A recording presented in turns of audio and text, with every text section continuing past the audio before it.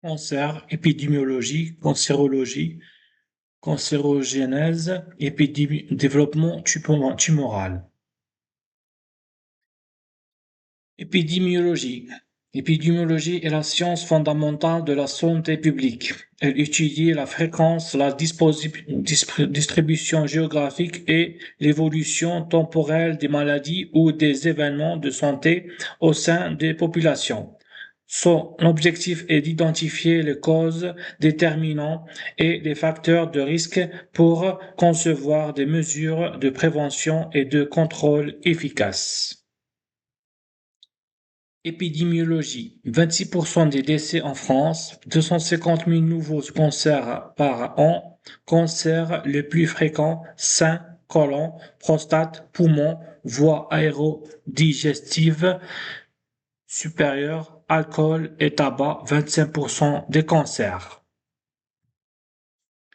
Caractéristiques des cellules cancéreuses: perte de l'inhibition de contact, perte de dépendance vis-à-vis de l'ancrage, l'indépendance par rapport aux facteurs de croissance, immortalité, tumorogénicité.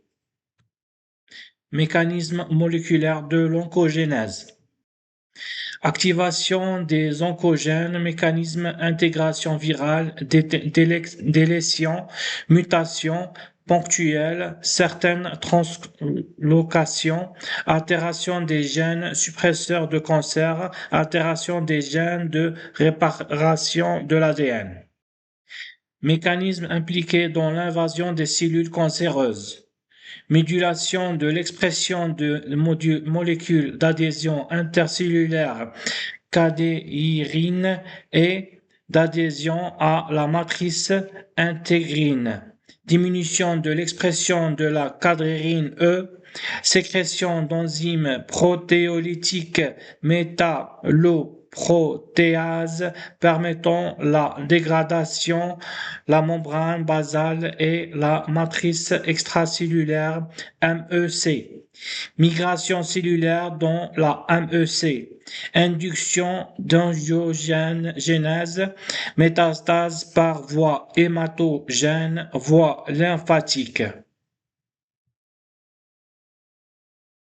Ancrage avec A, qui désigne l'action de fixer un objet, de s'implanter quelque part, ou en psychologie, une technique de retour au calme et de conscience du corps. Tumorigénicité désigne la capacité d'une cellule ou d'une substance à former une tumeur. La délétion est la perte irréversible d'un fragment de matériel génétique ADN sur un chromosome pouvant aller d'une seule paire de bases à une région chromosomique entière. Cette anomalie génétique est à l'origine de nombreuses maladies rares. Principaux aspects médicaux et biologiques, origine et mécanisme. Elle survient lors d'une cassure de chromosome suivie de la perte de segments. Elle est généralement sporadique, bien qu'elle puisse être transmise. Impact clinique, la conséquence dépendant de la taille du fragment perdu et des gènes qu'il contenait. Une perte importante peut entraîner des handicaps intellectuels, des malformations ou des retards de développement. Exemple connu, syndrome de délétion 22q11 ou syndrome de Guillain-Barré, qui associe des anomalies cardiaques et un déficit immunitaire. La maladie du cri de chat, causée par une délétion sur le chromosome. Génétique moléculaire en dehors de l'échelle chromosomique, le terme désigne également une mutation ponctuelle où une ou plusieurs bases sont supprimées d'une séquence d'ADN. Translocation est le déplacement d'une entité biologique, chimique ou physique d'un endroit à un autre selon le domaine d'étude. Ce terme désigne des mécanismes très spécifiques. Génétique, translocation chromosomique. En génétique, c'est une anomalie de structure où un fragment de chromosome se casse et se détache pour se fixer sur un autre chromosome non homologue. Translocation équilibrée, il y a échange de matériel génétique sans perte ni gain global. Le porteur est généralement en bonne santé, mais peut transmettre un déséquilibre à sa descendance. Exemple, certains cas de trisomie. Translocation équilibrée, le transfert de matériel génétique entraîne une perte d'élection ou un gain duplication de gènes, ce qui provoque souvent des troubles de développement ou des pathologies. Biologie végétale, transport de sève dans les plantes, les translocations désignent le transport des nutriments et des produits de la photosynthèse, principalement le saccharose, à travers la plante, de leur lieu de production, les feuilles vers les zones de stockage ou de croissance, les racines, les fruits. Ce processus se fait via le tissu conducteur appelé le phloème. Écologie, déplacement d'espèces. En gestion de la faune, la translocation consiste à capturer, déplacer et relâcher des spécimens d'une espèce animale ou végétale d'un habitat naturel vers un autre. Elle est souvent utilisée pour repeupler une zone sauvage, sauvegarder une espèce menacée ou déplacer un animal jugé un problème. Médecine, translocation bactérienne, il s'agit du passage de bactéries vivantes ou de toxines depuis l'intérieur de l'intestin vers l'autre tissu ou organe, comme les ganglions lymphatiques, mésentériques ou la circulation sanguine, ce qui peut provoquer des infections graves, souvent favorisées par une altération de la muqueuse intestinale. L'altération des gènes suppresseurs de tumeurs, les gardiens du génome qui freinent la division cellulaire et réparent l'ADN, permet aux cellules endommagées de proliférer de façon incontrôlée. Chez les adultes jeunes, l'apparition précoce de cancers est souvent favorisée par des dispositions héréditaires, exemple gène P53, BRCA, APC ou l'accumulation rapide de mutations environnementales. Mécanisme d'altération. L'inactivation de ces gènes se fait généralement par deux voies principales. Voie génétique, des mutations, perte de fonction et des délétions chromosomiques vient détruire l'information du gène. Souvent, les deux allèles copie doit être inactivée pour que le tumeur se développe. Loi des deux coups de Knudson. Voie épigénétique, l'ADN ou les protéines histones sont modifiées. L'hyperméthylation est promoteur d'une gène suppresseur de tumeur éteint. Sa production l'empêche de fonctionner sans pour autant modifier la séquence du gène. Exemple du gène majeur.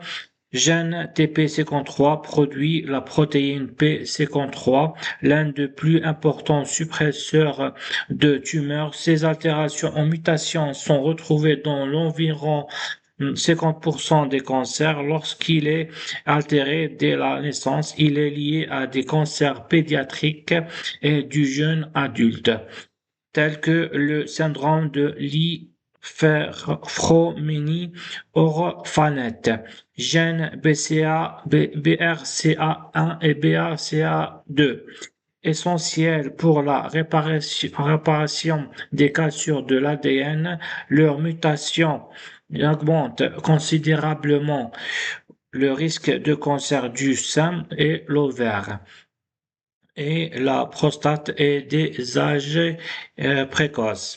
Gène APC impliqué dans la régulation de la croissance cellulaire, son altération prédispose fortement au cancer colorectal chez l'adulte jeune, notamment dans le cas de la polypose recto-colique. Rôle dans l'augmentation des cancers chez les jeunes.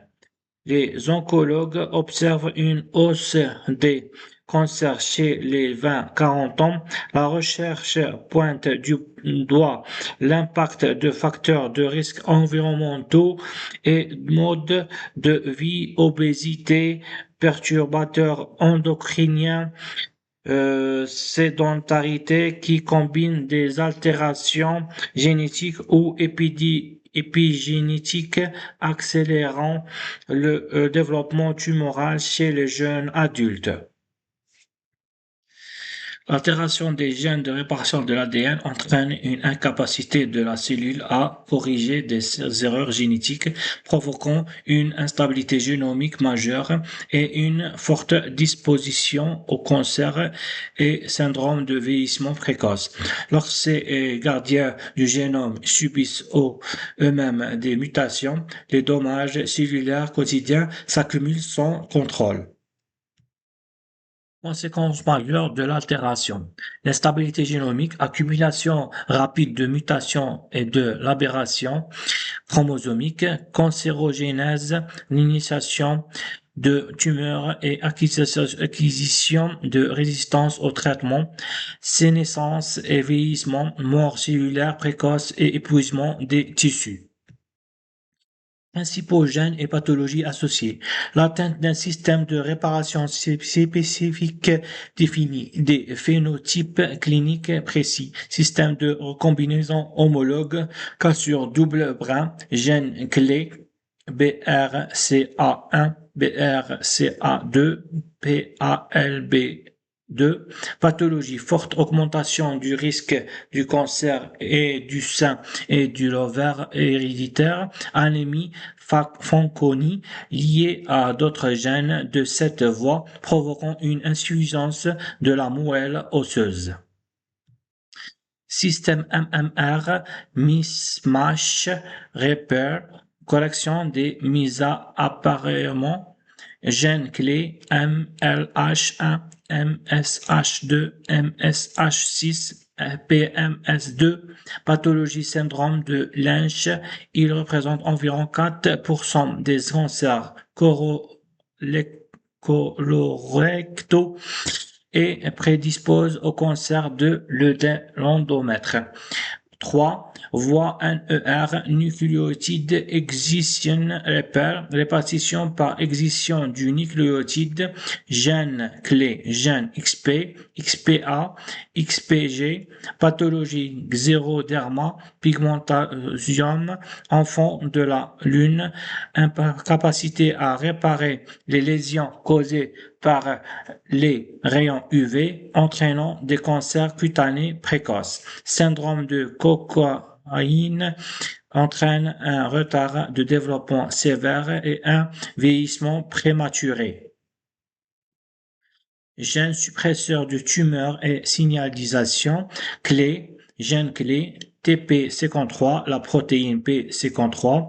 Rôle, il ordonne l'arrêt du cycle cellulaire pour mettre à la réparation ou déclenche l'apoptose, suicide cellulaire. Si les dégâts sont trop lourds, sa mutation est présente dans plus de 50% des cancers humains.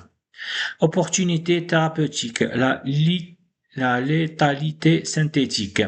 L'altération de ces gènes constitue également une faille exploitable en médecine. Les inhibiteurs de PARP tirent partie de ces défauts en bloquant l'enzyme PARP chez les patients porteurs d'une mutation BRCA. La cellule cancéreuse perd toutes ses voies de secours pour réparer son ADN, ce qui provoque sa destruction ciblée sans détruire les cellules saines. L'expression des molécules d'adhésion intercellulaire KAMS, comme les cadrérines, les intégrines ou les sélectines, est régulée par des signaux biochimiques, mais la recherche montre que les stimulations mécaniques et sonores, ondes mécaniques, influencent aussi directement sur leur expression. Directement. Voici comment le son et les vibrations mécaniques modulent l'expression de ces molécules dans les cellules. Mécanotransduction des ondes sonores. La transduction mécanique transforme l'énergie sonore en signaux chimiques intercellulaires. Vibration membranaire. Les ondes acoustiques font vibrer la membrane plasmique. Canaux ioniques. Ces vibrations ouvrent les canaux ioniques sensibles à l'étirement comme les canaux piézo. Flux de calcium, l'entrée massive d'ions Ca2+, active des cascades de signalisation interne. Activation des voies de signalisation. Le signal physique du son active des gènes spécifiques via des voies de transduction, voies MAPK, ERK. Souvent stimulée par les vibrations, elle régule la survie cellulaire. Facteurs de transcription, des facteurs comme NF, KB ou AP1 sont modulés, modifiant la synthèse des protéines d'adhésion. Effet sur les grandes familles de KAMS.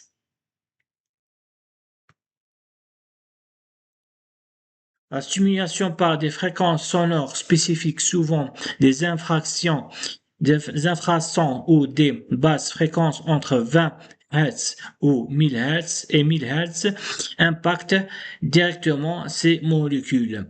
Intégrines, leur expression augmente lors de stimulation mécanique pour renforcer l'ancrage de la cellule à la matrice intracellulaire.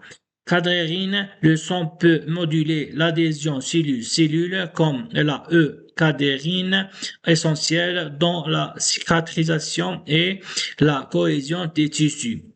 ICAM1, VCAM1, dans les cellules endothéliales, certaines fréquences, vibrations ou stress de cisaillement augmentent des molécules pour recruter le leucocyte lors d'une réponse inflammatoire. Synthèse du phénomène. Ondes sonores mécaniques, déformation membranaire, un flux de Ca2+, les ondes sonores et les vibrations agissent comme des interrupteurs physiques, capables de modifier dynamiquement la quantité et l'affinité des molécules d'adhésion à la surface des cellules. Si vous souhaitez la sécrétion d'une métalloprotéase protéolytique, souvent appelée MMP pour métalloprotéase matricielle, suit la voie classique de sécrétion des protéines cellulaires, mais elle s'effectue presque toujours sous la forme d'un précurseur inactif, la proenzyme ou la zygogène, afin d'éviter une destruction anarchique des tissus internes. Le mécanisme de synthèse et de désécrétion, synthèse et translocation, la protéine est détruite par la ribosome et les ribosomes au niveau du réticulum endoplasmique rugueux, RER, grâce à un peptide signal de sécrétion, mutation golgienne, elle transmise par l'appareil de Golgi où elle subit des modifications post-transductionnelles comme la glycosylation. Exocytose, elle est embarquée dans des vésicules de sécrétion qui fusionnent avec l'extracellulaire. La régulation de l'activité après sécrétion. Une fois sécrétée, la métaprotéase n'est pas encore active. Son contrôle repose sur deux verrous biologiques essentiels. L'activation par clivage. La forme sécrétée possède un prodomaine qui masque le site actif contenant un ion zinc, Zn. De plus, indispensable à la catalyse, un clivage protéolytique par d'autres enzymes extracellulaires est nécessaire pour retirer ce domaine et activer la AMP. L'inhibition par les TIMP, l'activité de l'enzyme sécrète est sécrétée et étroitement régulée par des inhibiteurs tissulaires spécifiques appelés TMP, Tissue Inhibition of Metalloproteinase.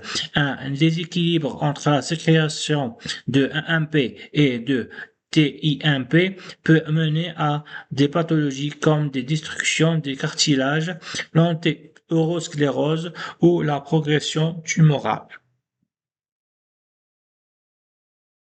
La migration cellulaire dans la matrice extracellulaire (MEC) est un processus biologique fondamental permettant aux cellules de se déplacer à travers un réseau de macromolécules pour assurer le développement embryonnaire, la cicatrisation et la réponse immunitaire ou pour propager des métastases cancéreuses. Les 5 étapes du cycle de migration cellulaire, le mouvement d'une cellule effectué selon un cycle de coordination mécanique et biochimique précis. Polarisation, la cellule détermine une direction grâce à des signaux chimiques, chimiotactisme ou physique désignant un front de migration d'un bord arrière.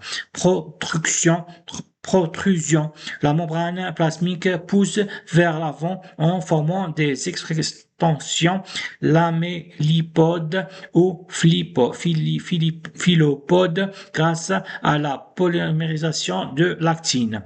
Troisièmement, adhésion. Le front de la cellule s'ancre à la MEC via des récepteurs spécifiques appelés intégrines, formant des points d'adhérence focale. Traction et protéolyse, le corps cellulaire se contracte via l'actine et la myosine. En parallèle, la cellule libère des enzymes comme les métalloprotéases de la matrice ou AMP pour digérer localement les mailles trop serrées de la MEC. Désengagement arrière, les adhésions situées à l'arrière de la cellule se détachent permettant au corps cellulaire de progresser globalement vers l'avant. Le mode de migration dans la MEC.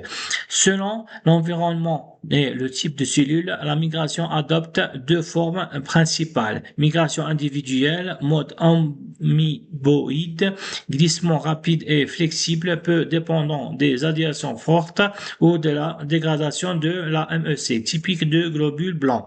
Mode mésenchymateux, déplacement plus lent, caractérisé par une forte adhésion à la MEC et une dégradation enzymatique active de l'environnement typique des fibroblastes.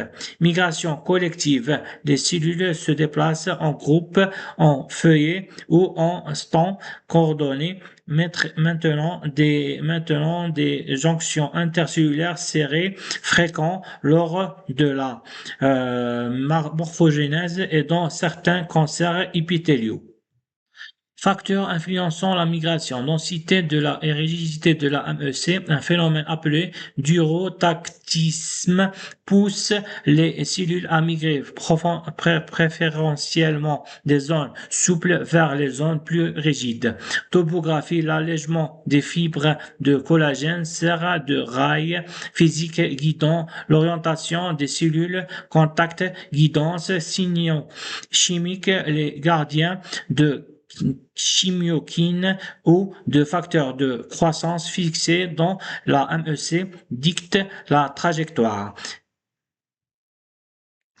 L'induction de l'angiogénèse désigne le mécanisme biologique qui déclenche la formation de nouveaux vaisseaux sanguins à partir d'un réseau vasculaire préexistant. Ce phénomène est indispensable au développement de l'embryon, à la cicatrisation, mais joue aussi un rôle clé dans la croissance des tumeurs cancéreuses.